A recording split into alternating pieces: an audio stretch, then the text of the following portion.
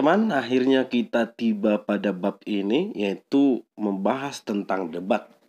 Berdebat dengan indah. Ini materi kita hari ini yang akan kita pelajari pada bab ini. Oke, tema kita debat. Seperti kita ketahui, mungkin kalian sudah punya pemikiran apa itu tentang debat. Tetapi definisi debat adalah kegiatan adu argumentasi antara dua pihak atau lebih, baik secara perorangan maupun kelompok dalam mendiskusikan dan memutuskan masalah dalam perbedaan. Ada dua kelompok yang berbenturan secara pikiran, pro dan kontra. Lalu diadu untuk menghasilkan sebuah pemikiran yang lebih baik. Itulah hakikat dari debat. Lanjut, debat. Debat itu sebenarnya bukan produk budaya yang baru. Debat itu adalah produk budaya yang sudah sangat lama. Ini bisa kita lacak, yang pertama sekali adalah dari Athena. Perlu kalian ketahui, Athena lawannya saat itu adalah Spartan, di mana Spartan adalah sangat militeristik, sangat kaku, sangat otoriter, sehingga pemikiran-pemikiran yang muncul ke permukaan itu biasanya tidak dimunculkan. Beda dengan Athena, dari sana pemikiran masyarakat demi masyarakat diizinkan berkembang, sehingga terbukti Athena menjadi salah satu bukti dari berkembangnya pemikiran. Dari sana lahir pemikir-pemikir ulung, filsafati seperti Plato, Aristoteles, dan sebanyaknya. Di Athena perdebatan sering dilakukan. Karena itu kita akan banyak menemukan orator-orator. Apa itu orator? Adalah pembicara-pembicara yang berpidato yang ulung di Athena. Bisa kamu lacak dari internet bahwasanya Athena adalah sumber dari orator, sumber dari debat, karena mereka biasanya menggunakan debat untuk membela klien atau membela diri di persidangan. Kemudian berkembang, dan pada perkembangannya secara modern saat ini ada debat parlemen, ada lagi debat kandidat yang ketika mau maju sebagai presiden atau sebagai bupati atau sebagai gubernur yang ditayangkan secara luas melalui televisi nasional. Lalu ada belakangan ini debat kompetisi. Debat kompetisi antara mahasiswa dengan mahasiswa dan masih banyak lagi. Begitulah perkembangan debat. Kita lanjut. Tidak bisa dimungkiri, diskusi adalah sebenarnya bentuk lain dari debat. Sebab diskusi adalah bentuk komunikasi dua pihak untuk menentukan solusi dari sebuah masalah.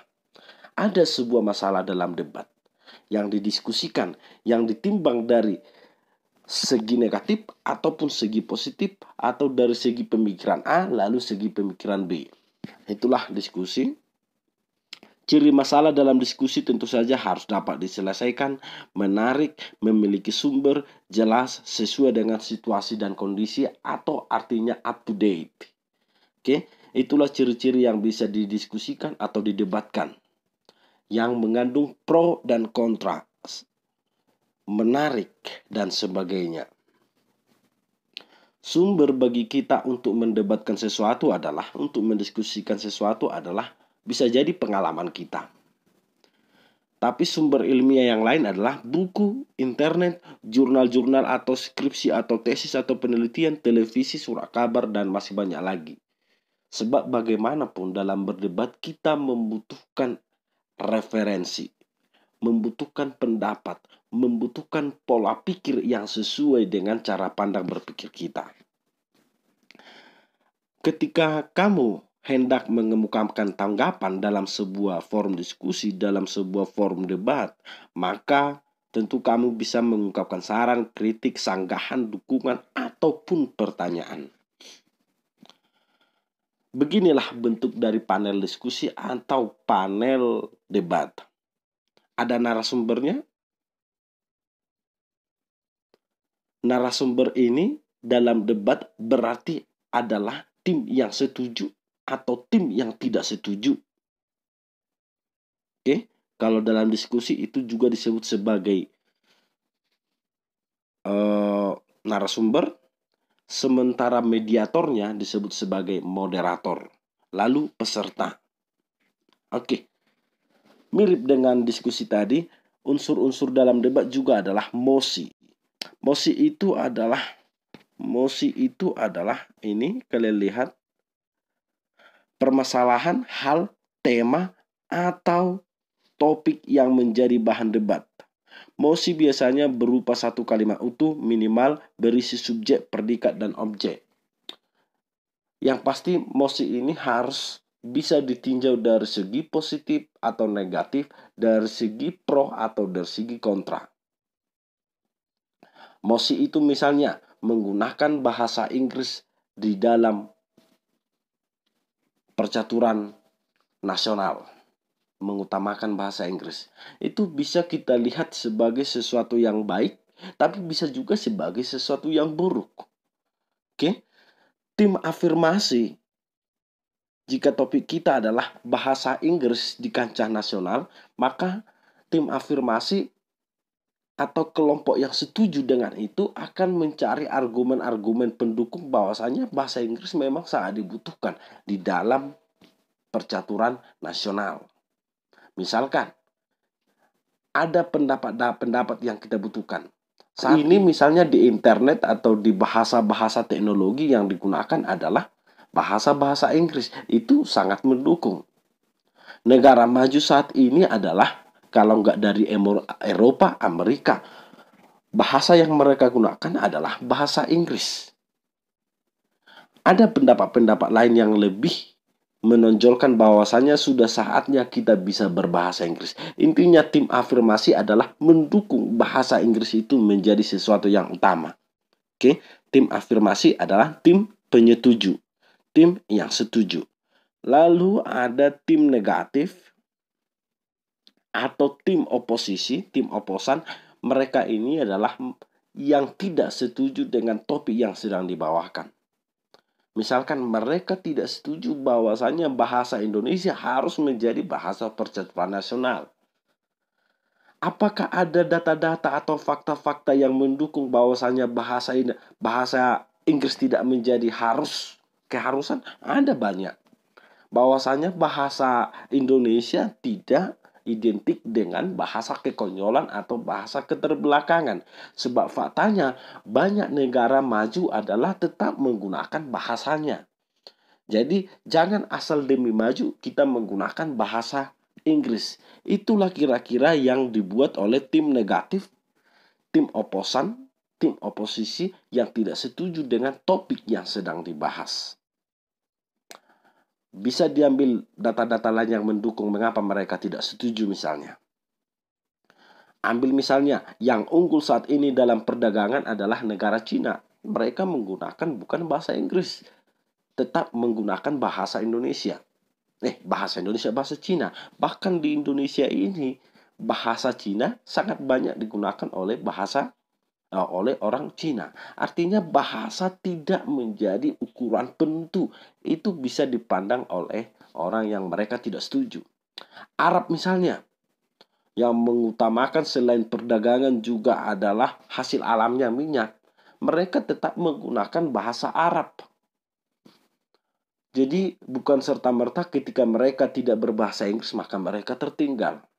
Begitu juga yang lain. Intinya tim yang tidak setuju adalah mencari fakta-fakta bahwasannya tidak seharusnya bahasa Inggris menjadi bahasa percaturan nasional. Kurang lebih begitu inti dari pembicaraan tim negatif. Lalu tim netral. Tim netral ini adalah kelompok yang memberi dukungan untuk kedua sisi baik setuju maupun tidak. Jadi ibaratnya mereka ini hanya sebatas penonton. Hanya sebatas melihat saja. Mereka tidak masuk ke dalam perdebatan secara aktif. Cuman secara pasif melihat. Oke. Selanjutnya moderator. Mediator. Ini adalah orang yang akan mengatur jalannya diskusi. Moderator ini nanti akan memberikan pemaparan singkat tentang apa yang akan dibahas, lalu memberikan izin kepada tim afirmasi untuk menyuarakan kesetujuan mereka. Lalu tim oposisi untuk menyuarakan ketidaksetujuan mereka, lalu mempersiapkan waktu agar mereka saling bertukar pendapat. Itulah tugas dari moderator. Selain moderator, ada lagi notulen. Notulen adalah orang yang menuliskan jalannya suatu debat. Kalau kita lebih lengkap lagi sebenarnya bisa melihat juri. Jadi kalau ada juri, berarti debat itu adalah debat kompetisi, debat perlombaan yang melihat siapa yang paling unggul untuk menggunakan argumen-argumennya. Jadi debat itu adalah cara lain untuk menggugah kita berpikir. Oke, unsur-unsur dalam debat yang pertama tadi sudah kita ketahui, harus ada mosi, masalah yang bisa dilihat setuju atau tidak setuju, tim yang setuju dengan topik yang dibahas, tim yang tidak setuju atau melemahkan.